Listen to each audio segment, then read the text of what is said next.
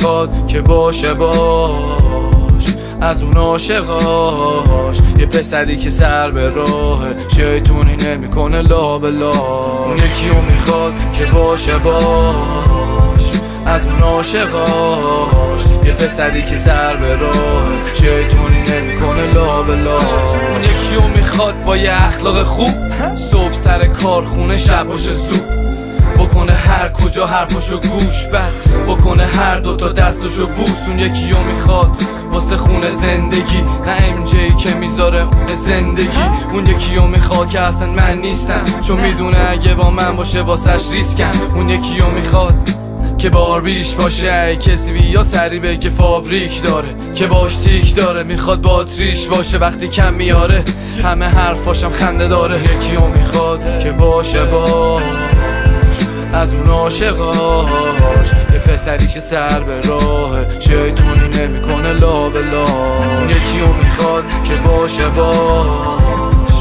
از اون عاشقاش، یه پسری که سر به راه شیطونی نمیکنه لا به لا. اون یکیو میخواد که باشه سر با گوش، نزنه هر کجا توش، نزنه هر کجا کوش. اون یکیو میخواد با آینده، نه یه خواننده که الان با بندشه و با یه آهنگش هم کل شهر رو میکوبه، همه منگ و دیوونه هر فن رو بدونه. اون یکیو میخواد که مثبت باشه، مثل من نباشه دورش کم باشه.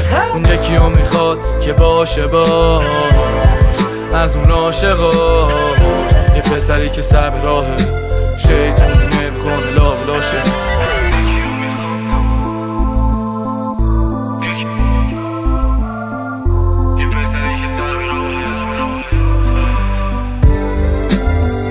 میخواد که همه چیش با زنشه، نه این زاخاری که میشناسنش، میره بیرون میان 6 تا فنش، هیچ جا تنش هم خالکوبی نباشه اون، پس همش حلال نون. ریسک نمیکنه وقتی میخواد درار پول، همه جا حرف نباشه دیگه درباره اون یکیو میخواد جلوش دولاش سری، نه این سهرابی که مونده تو دوران رپیش با اون کلاه کجیش.